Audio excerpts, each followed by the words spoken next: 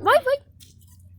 Fala, galerinha do meu canal, aqui tá falando com vocês, seu Miguel e o dono do canal, Marcos. E aqui, igualzinho você tá vendo aqui, ó, a casa abandonada. Dá um zoom na produção. E, tropa, tem muita gente que fala que ali tem boato.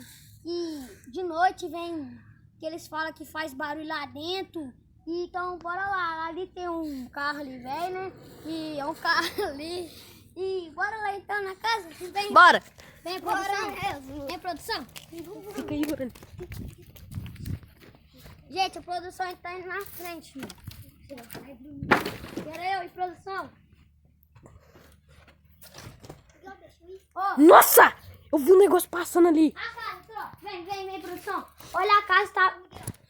Isso aí. Então, tropa, a casa tava construindo e eles falaram que o lote era um sobrado. Então, vem, produção. Aqui do lado tem o que? Os móveis. Tava construindo aí pra cima, tropa. É perigoso ter morcego, esses negócios.